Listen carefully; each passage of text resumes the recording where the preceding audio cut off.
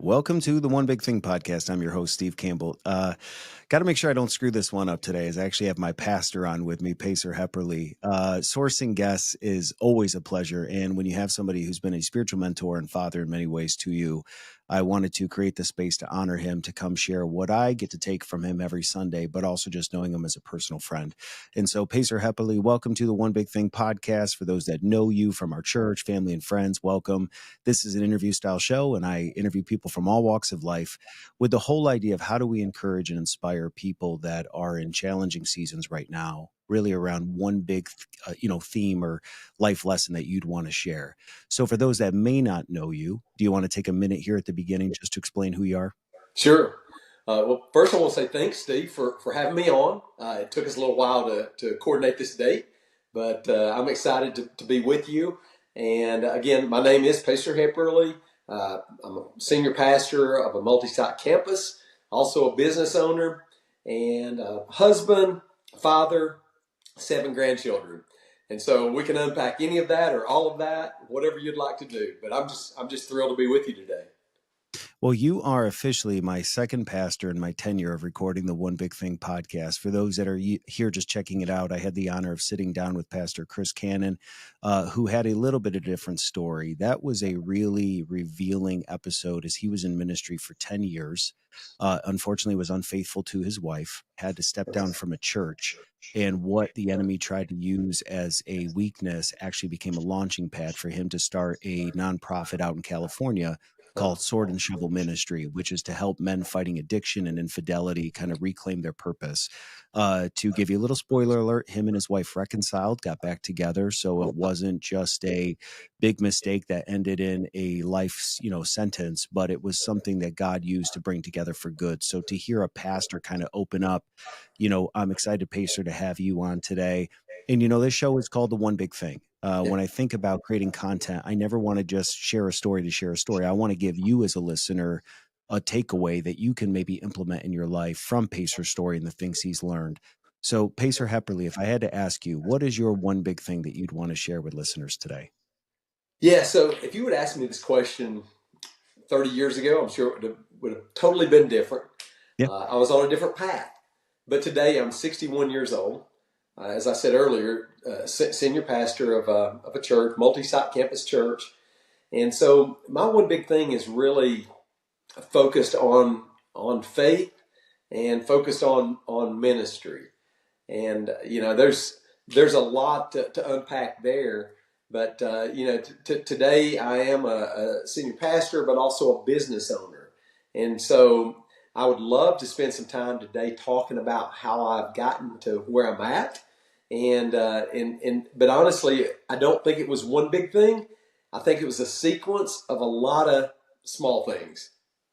Yeah, we can cheat the system. Instead of having one big thing, we'll get into small things. And if, faith isn't a part of your background, I don't care. Come listen. There's going to be takeaways today. When you hear multi-site, all that means in our realm is that Rio Revolution, which you are the senior pastor of, God has blessed with great favor. And we've welcomed too many people for one campus to hold. So you open additional sites where people have the ability to meet together with other people, but live stream in and be a part of the service.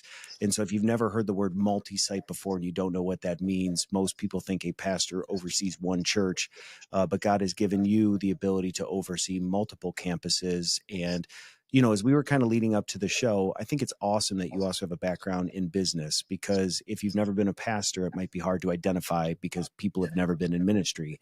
But when you say business owner, as you and I were kind of talking about leading up to this show and conversations, whether you're overseeing 13,000 people as a pastor, or you're part of a management team of a company, or you have a vision for starting a business, or just leading a family, how do you lead? How do you lead well? And it doesn't matter if it's members of a congregation, employees, customers. I think you having kind of both of those dual roles will help somebody, regardless of where they're coming from today, go, okay, I may not understand it as a pastor, but when you say business owner, now you're speaking my language, because I want to be the best business owner possible. So you said, you wanted to talk about your journey being 61, where you've come from today. Where's a good starting point? Where do you want to start? Well, let's just briefly go back to childhood, and then we'll move pretty quick into my first real job. How's that Yeah. sound? And don't So worry, this isn't a 5-day podcast. When he says we're going to start at childhood, he's going to give you the sped up version of his yeah, life. yeah, yeah. Just come from a family that was broken, Mm. experienced a lot of dysfunction, an incredible mother, incredible father. Just they didn't see eye to eye. So my mother was married 4 times, and not blaming anything in my childhood based on on that, but I would say that as I went through school, I didn't focus on things I should have focused on. And so I didn't make good plans in terms of setting up a career path or a future. And so when I graduated high school, it was pretty much this is the end in terms of education. Let's get a job, just a factory job or whatever I could find, and let's go to work. And so now here I am, 19 years old. I've got a job at a factory. I'm working and with a bunch of guys, a bunch of buddies that I'm hanging out with through the week. Just got married. I really have no goals. I have no future. But what happened was during this process, this is where the faith aspect came in. So I'd been feeling like I needed to change, like that there was something missing in my life. I wasn't exactly sure what, but I continued to have this feeling, and eventually I came to the point of prayer and a prayer of surrender. And so as a result of that prayer, my life took a different path and a different turn. And so I wanted to quickly, bring you through what took place there. So I had a desire after that prayer, after what I would call salvation. I had this desire to be successful. I wanted to raise a family. I wanted to have a career path. But again, I felt like I was stuck. I'm stuck in a factory. I don't see any way out. We had been able to purchase a repoed double wide trailer that we're living in. And it was not much to look at, just to be honest with you. But it worked. But through this path, through this journey, I started noticing as I would apply principles that I would read in the Bible, that it was like God started giving me a desire for success, a desire to do better. And so what happened was a couple job changes. I ended up employed for the city of Maryville, which is city government, basically. Low level position. Started there reading meters. I was the guy that would, slip around the back of your yard, and the dogs would chase me away, and so I did that for a year or so. But what happened, Steve, was I was not the person that would come in and complain about the job, or if it was raining out or it was too hot. It's like, come on, let's go, let's do it. And as a result, I noticed that my boss was drawn. He liked my work ethic. And Yeah. as soon as a promotion was available, I was promoted. And over the next 19 years, there was multiple promotions until the point came that I was over an entire department. And as a result of that, there was employees that under me that required, a degree or degrees. And so God had just really elevated me up. And so when we were talking about the one big thing, what I noticed in my life, I felt like it was just doing a lot of the little things right. As far as getting in there and working and doing the extra and not complaining. And as a result, I noticed that, man, I'm doing all right. I'm doing pretty well. And so 19 years brought me to the point where I wanted to do even more. It was good pay. I made good money, but I wanted to make more. I'm money motivated. I wanted to make more money. I wanted to have a good family for my wife and for my 2 sons at the time. So we started a business, and it was a car business. I'd always been fascinated with automobiles. I always loved them. And so I thought, let's start this little business. Well, what happened as a result of that, it started taking off, and it started growing, and it started developing. So now I'm working 2 jobs, managing the business, and about 2 years in, year and a half, 2 years in, Steve, the business now is making 4 times the money that the city government's paying me. So it's like, it's not making sense for me to go and become a manager or be a manager for city government. I need to go ahead and invest more time into this dealership. And so anyway, that's just in a nutshell how I ended up in small, opening up a small business. Let's take a quick break to hear a word from your sponsor. This episode is brought to you by Seed Planning Group. If you're looking for a life-giving experience working with a financial planner, then Seed is here for you. Seed is a fee-only financial planning firm with a fiduciary obligation to put your best interests first. If your goal is financial freedom and independence without sales, products, or really glorified salespeople, then check out Seed Planning Group today. You can visit www.seedpg.com. That's www.seedpg.com. And the best part, you can schedule a free consultation to find out if their fee-only planners and their process are right for you. Well, and I think I want to back up because I think sometimes we hear things in people's stories and we just, oh, that, I get that. Your mom had been married 4 times, and with you and your brothers and, any other siblings, that's 4 different men entering your life as authority figures. And I think, for us that have never come from a divorced or broken family, it's hard enough trying to make it as a teen growing up when you had mothers and fathers that loved you. But when you come from brokenness, not that you get a pass in life, but I think a lot of people, it's easy to lean into that of, well, I didn't have the upbringing people had, so I can make excuses. I think what's cool about your story is the 2 takeaways is you came from brokenness and were still able to find good in all of that by doing a lot of small things.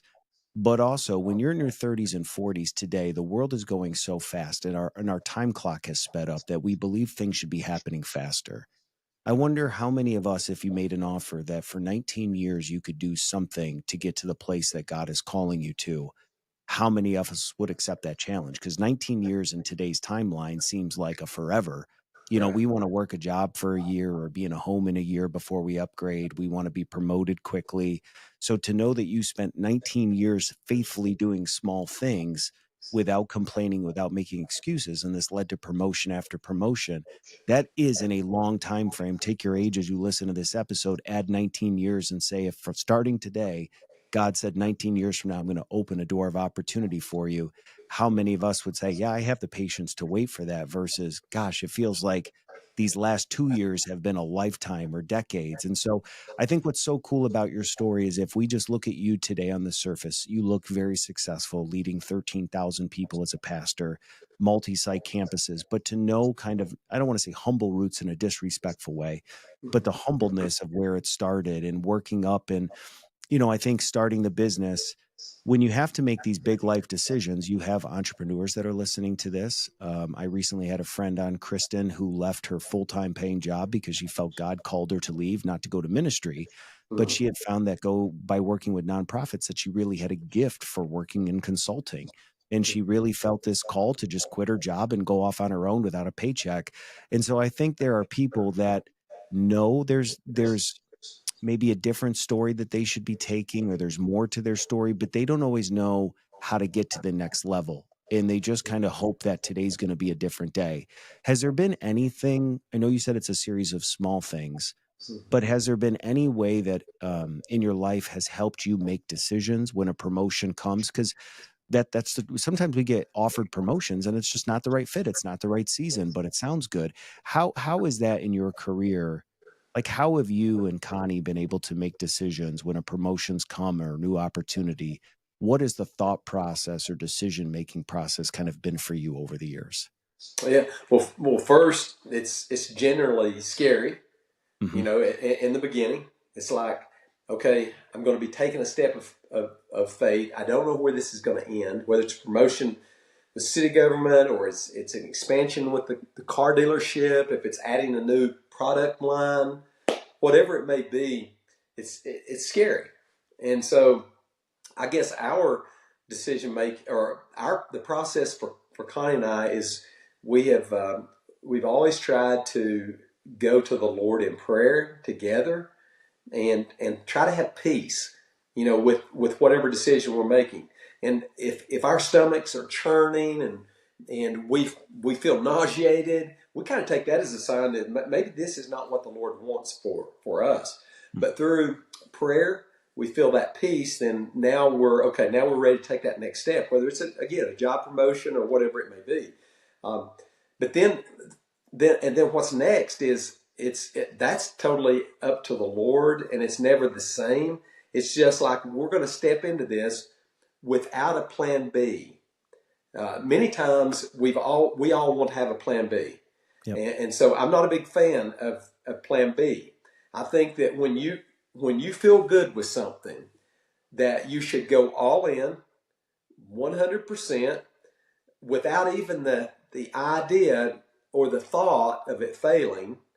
And we know that some things fail, and but I believe that God will use those things that fail as a tool to help us, re-navigate or get on another path for success. And so, ours is prayer, trust in the Lord, and then as we step into that new role, now it's all in, no plan B, and we're going to give it our best effort, whatever that looks like. Whether it's the day I left the city of Maryville, I said I'm going all in with the car dealership. At that point, it's now I've trusted the city for a paycheck, and now I'm depending on the people to come in and buy for our paycheck. It's a leap of faith, and what I found is that God allowed us to be successful, even though there was hard times in the business. Mm-hmm. Well, and I think there's a gray area, and probably people turn to you as a pastor for guidance and wisdom because they're trying to make life decisions as an individual or as a spouse, and the answer isn't always clear. And I think that there is a very unique way in which God works with us, that there's a difference between faith and foolishness. Some people, when a decision or an opportunity is presented to them, they want every single detail to be worked out before they ever take a step of faith. Oh, yeah. That's you're almost trying to not take faith at all and just make sure it works. But then there's people that at the slightest indigestion feel it's God and just jump into something, which is foolishness, saying, I felt God called me to do this. And I think for many of us, even if faith isn't a part of your life, we're trying to navigate, how do I know if something really is God? Has there been anything in all of your years working for the city of Maryville, starting the car dealership, and even now in ministry, that has either been a personal way that you look at decision making, or of the countless people that come to you for counseling? And sometimes it's again, we're not talking about evil or malicious things. Should I go do this? It's just, should we buy a new home? Should we relocate? Should I take the job? Should we have another child? Should we adopt? Should I do this thing? These are all good things, but God wants great for us. So what is that gray area between foolishness and faith?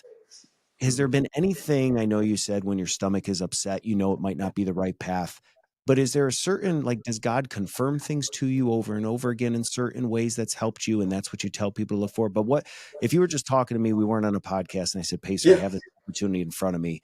What do I do? How do I know if this is God? What could we help a listener who's trying to work through maybe a big life decision right now? Yeah. So the first thing that I want to do, prayer is first. Yep. And getting that peace. But now, how do I know? How do I really know if this is what I should do? Yep. Here's something that I would suggest, and I use this, is I try to identify 3 people that I have confidence in, that has some experience in the area that I'm needing direction. And so I try to identify 3 people, and I go to them and I have a conversation. I lay out everything, all the information I can give them that I have, and I get their feedback.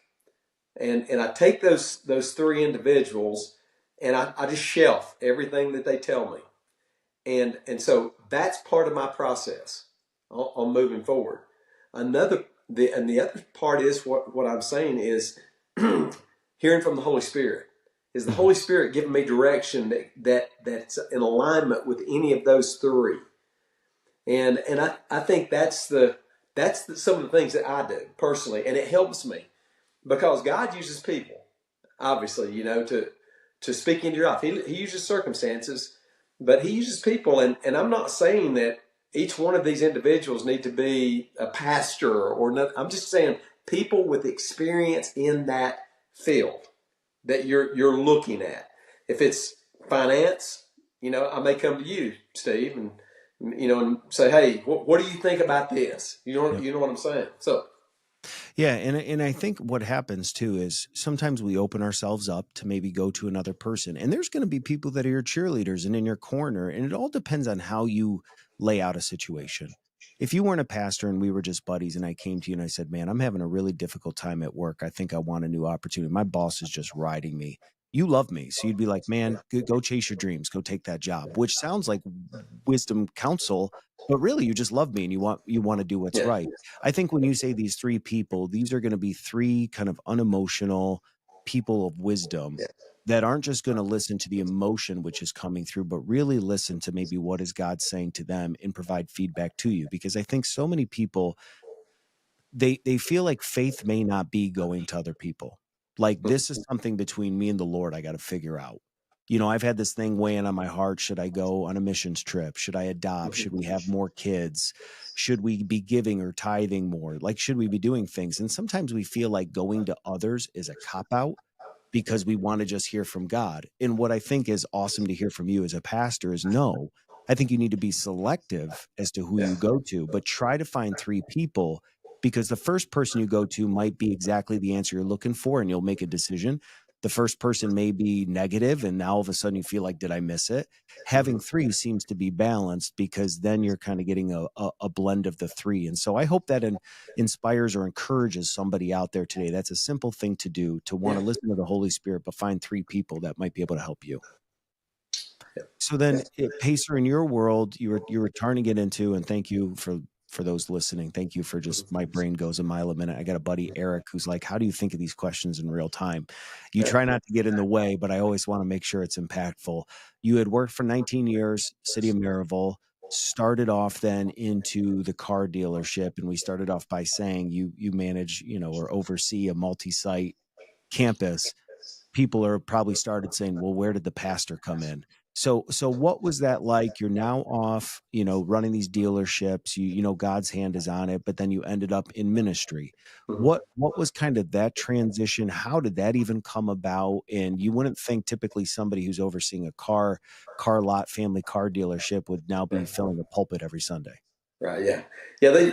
You've probably heard the two people to be aware of, be careful of, is car salesmen and preachers. So Come on, Pace, you got them both, baby. I've got them both covered. So there you go. Watch out for me. Here's the thing with my journey was not. I didn't go to seminary. There wasn't a plan for me to be a pastor, but I had a feeling in my 20s that maybe that was at least a possibility. And so again, that's in the back of my mind. But what I would notice is that many times when I was doing something that didn't require a lot of brain power, that there was a lot of questions in my life about, am I doing what I'm supposed to do? Is Sure. there something else? And it was almost usually when when I was mowing the yard, when you're mowing the yard, all you have to do is turn at the end of the yard, and come back. So that was some of my time when I felt like that I would think a lot and I'd question Hmm. if I'm really doing what I'm supposed to be doing. So that was always there. Now I want to fast forward. I'm 43 years old. I've left the city. I'm running a business. It's expanded. It's grown. It's doing extremely well. We're set. I'm in my 40s, and we can go anywhere we want to go. We can take vacations, all inclusive trips to Hawaii and Mexico, and we're doing it. I mean, we've got the money. The resources are there, but I still had that question in my mind. Again, when I'm doing something that doesn't require a lot of brain activity, it was like there's still that question: is this it? Now you're doing well financially. You have no debt. So I spent some time, and I felt like the Lord was really tugging at my heart that this wasn't it. There was something else. that God had allowed me to start the business to be a tool for ministry. And which I'm a big fan of marketplace ministry. I think I think that every Christian business owner should realize that they're called into that arena for a purpose, and it's to expand the kingdom in whatever level that looks like in their industry. So through that prayer, God started really showing me that this, you need to be pastoring a church. This is your call. This is your purpose. So I made a decision. My wife and I made a decision that we laid out several fleeces, and basically what that means is we were looking for signs, saying, God, if this is what you want me to do, I want this to happen in my life. We did that probably at least 3 times, maybe more. And honestly, Steve, it was like every time I asked for a sign, God did it. And I'd sit back and I'd think, there's no way. But I would always be able to use well, that was a coincidence. Yeah. That was just a coincidence. And the last sign he gave me, and I'm not going to go into details on what it was, but the last sign, it was like, there's no way that's a coincidence. And so I said, okay, God, here we go. I don't know what the car dealership's going to look like. Our sons are too young to run it, but I'm ready to say yes to the ministry. And so my wife and I, we said yes. We got with our senior pastor. They planted us in a high school, and we started January 7th, 2007, with 39 people that said, we want to be part of this plant. And so that was basically how it started, just as simple as that. Those were 39 used cars buyers that you just put a pamphlet in their car on their way out, and they came to join you at the church. Well, and I've got to give a little bit of background as to how you and I met. So I've kind of shared on the podcast before that Steph and I, we've been in East Tennessee for 4 years. And through COVID, we really felt this tug on our heart to get away from family and relocate. We didn't really know anybody in East Tennessee, but we just had this strong kind of Abraham calling that it was time to go. And so we had spent a year, we had traveled to East Tennessee, spent a week down here and really loved it at the height of COVID in New York, which was quarantined and lockdown. And then I came down here and thought, what is this place? And then we ended up selling our home within a day and a half, putting it on the market, and family was like, what's the plan? And we had no idea. There was no plan B, as you said. It was just, Right. I don't know, we're being faithful. Yeah. House sold. We ended up having to rent a 6-month rental on the other side of town. Family was like, what are you guys doing with 4 kids? And we had scheduled a 5-week trip to East Tennessee to an Airbnb to come and recreate life in East Tennessee as much as possible. Let's go to church on multiple occasions. Let's go to grocery stores. Let's not just have that 1 week, life is better here, let's move mentality. And we had visited, I don't know, 3 or 4 churches before we ever found Rio, where we go now, and they just weren't for us. And so I grew up in what's called the Spirit-filled church, the Assemblies of God. I went to Google and I said, are there any local Spirit-filled churches? And Rio Revolution came up on a search result. And it was a Saturday night. It was our last Sunday in town. I said, honey, get ready. Tomorrow we're going to go to an all-Spanish church. And she said, what are you talking about? I said, we're going to this church called Rio Revolution. It's going to be awesome. And I walked in, and it wasn't an all Hispanic church. I wasn't disappointed, but we had this service, and you were up there preaching about stewardship. But a lot of the message was about how you and Connie struggled financially early in your 20s. And you kept using this example of this double wide trailer that might have had a hole in the ceiling with tarp. Oh, yeah. And I remember sitting there thinking, gosh, this pastor's really been through a lot financially. He's really struggled in life. Yeah. And so here we are weeks later. That was the only interaction I had with you. We prayed before I left. You were kind enough to come out in front of a packed congregation and pray with Steph and I, which was just a sign to us that we were in the right place. And I just thought it was so gracious of you to come out and pray for us. And so we went back to New York with no plan. We needed to be out of our house in the next 4-ish weeks. We had a deadline of when our short-term lease was going to be up. We could not find a house to save our life. And one day I got a call from our realtor who said, I don't know why I didn't mention this to you, but my aunt has been flipping a house in the city of Maryville. No one knows about it. Do you want to see it? So this was literally the day I prayed, God, I threw out the fleece. I need you to do something. I need a sign. And I got this phone call out of nowhere. So we FaceTime. It ended up that the house worked, but there was a 2-week period where we had to find a place to stay. So when you're states away and you don't know the geography, you don't know businesses, I started looking up, long-term hotel rentals and thinking, bring my dog and my 4 kids and my wife, and we'll go stay in this. And randomly one day you emailed me and said, "I was praying for you. What do you guys need right now?" And I remember I wrote back, "We need a place to stay for 2 weeks." And later that day you wrote back, "I've got this place you can stay, this cabin."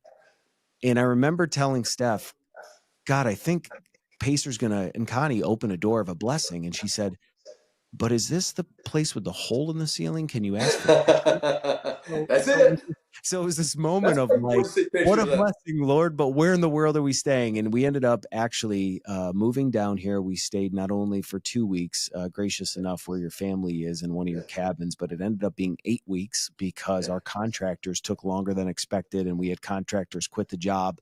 But it was such a sweet fast pass to getting to know you because for 8 weeks, Stephanie and I and our 4 kids got to stay on the property with you and Connie and your kids, have dinner with you when we could. And I got to see you behind the scenes, which I think my prayer was, God, if I'm going to relocate my family to a place I've never been, I don't know any of these pastors. yeah, I got to know that whoever I'm going to align my family with as a church and a ministry, I got to know that that pastor isn't there to use and abuse us or, just we don't know them. And so yeah. God gave me this sweet opportunity with you for 8 weeks.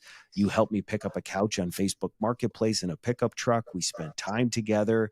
And I think people only see you behind a pulpit or behind a Right. screen and Yes. think they know you, but I really got to know you. And so when I think about, man, it's one thing to be a pastor and to have all the right words and be a spiritual mentor. It's another thing to show up when people need you. And for Steph and I just want to personally thank you for being for us an extension of a family that we didn't have here. And Yeah. I think that's what's brought us so close together. So I've seen firsthand the fruit of your ministry has been blessed because I think you didn't go to seminary. You didn't check off the boxes. You're just a man who I think loves the Lord, loves his family, has tried to be obedient every step of the way, has worked to never cheat anybody, and through a series of small decisions, being faithful, God has opened these doors. So that's the context for how you and I met.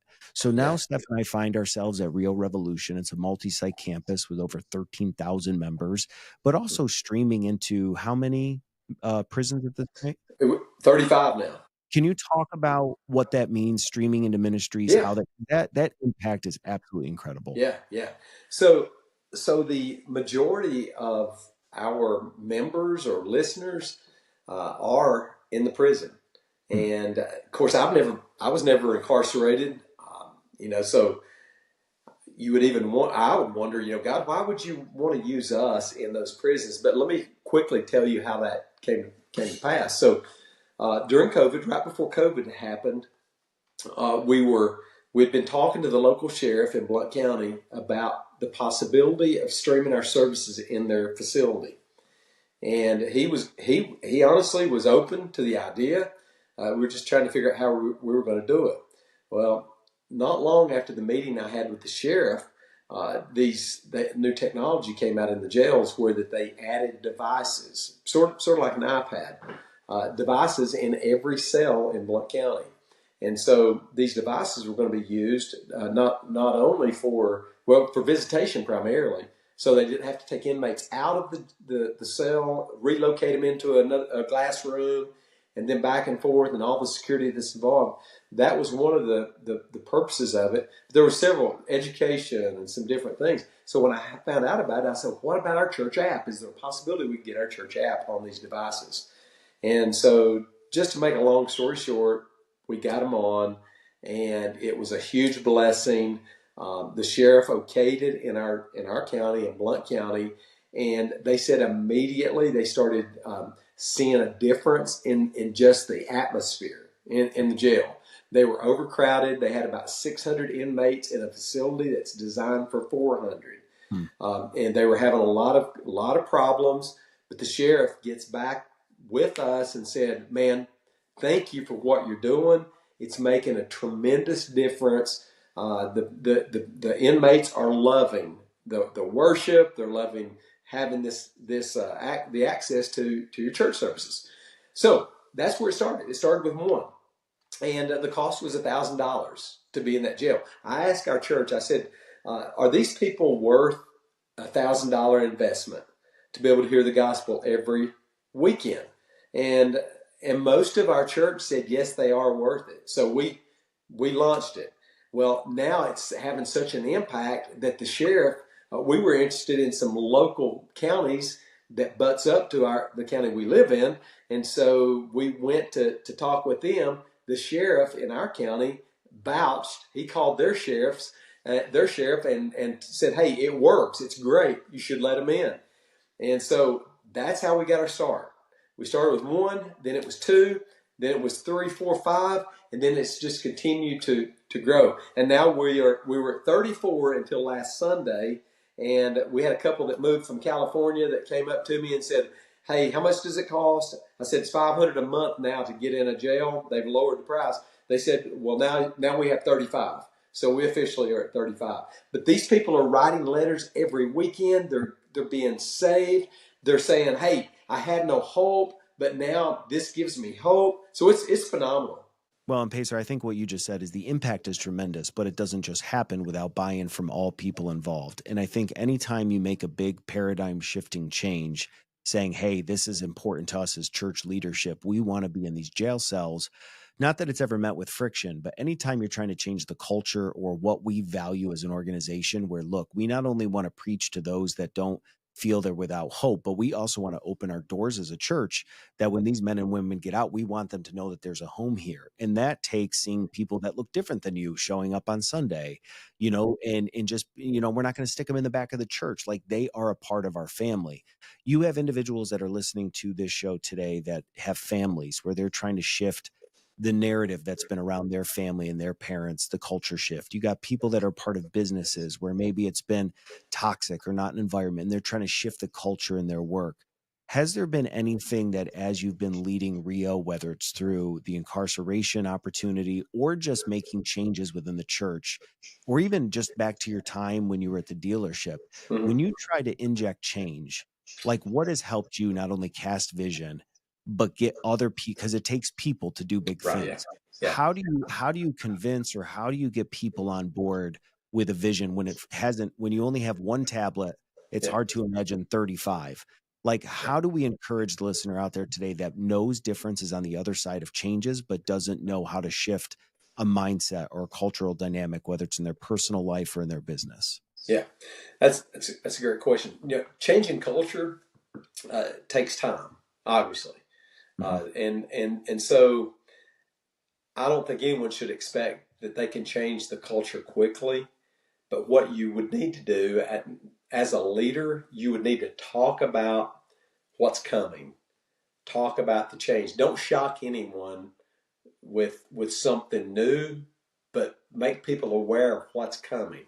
And so I think that's in terms of this new culture as far as inviting people who are incarcerated into our jails. Because honestly, I think we're probably getting somewhere between uh, probably close to 10 inmates every weekend that are first time visitors to our church.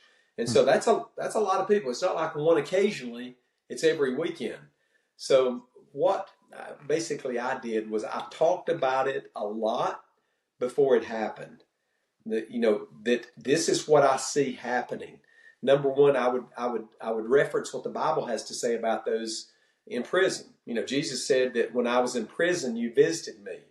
And Mhm. then and then they said, "When did we visit you, Jesus?" And he said, "When you visited the least of these." So we talked a lot about this and what's coming, and um, tried to set the tone not abruptly but slowly. And then when they started coming in, it was a culture change. But the people, I think, received them well. I mean, from the beginning, you would see. Like, I'll give you an example. There's one guy in our church, and he's a scientist. He's over the national lab for Oak Ridge, and he's in my life group. And I asked him the question. I said, "So what do you think about these individuals who are incarcerated coming into our church?" I would see him out in front, and I was just curious from a professional individual. What do you think? And he said, "I love it." He said, "No, we love it. I think it's great." So what I noticed, Steve, is that more people were accepting, and I think a lot of it was because we talked about it, we continue to talk about it, and we give the wins. If when you share a win, then people can buy in, and Yep. I think they're more apt to culture change. But culture is always changing in your business, in life, especially in the church world. And sometimes it's gradual, but sometimes I'll tell you, uh, culture changed quickly in our church in 2020, because what happened when COVID hit, a lot of people started staying home Yep. and watching the services live stream, and it opened up a lot of seats. But in our particular area, we had individuals moving in, just like yourself, from upstate New York and from California and from different regions. So what happened is that our culture changed quickly, because we had and I'm going to throw this number out, maybe half of our congregation came from other regions. They came from California, from New York, and they didn't have the same culture. There's a different culture there. And so what I've noticed as a pastor is that, number one, be aware when culture is changing, and if it's not a good thing, then start talking about what you would like for it to be. And I'm saying this as a business owner or whatever. And but start talking about it. Talk about the wins, and maybe some other time we can talk about some of the culture change that I've noticed just from people coming from different regions of America. It's not from different countries. It's from the United States, but culture is different on the West Coast than it is the East Coast or up Yep. north versus down south. And so when that happened quickly, it's like we're a different church in terms of our culture. And it's not a bad thing, it's just different. Yeah, and I think we all struggle with the idea of different, but you said the idea of wins or stacking wins. I think when you say, hey, this is the vision I have for our church or for my business or for our family, when things start small and in seed form, it's really hard to truly appreciate the fruit of the oak tree down the road. But when you live stream in every Sunday, every Sunday, every Sunday, and people are like, yeah, we do that thing, but then a human being comes as a result of that. And it's like, oh, like this is actually making a difference. That win carries such momentum because you feel like we're actually doing it.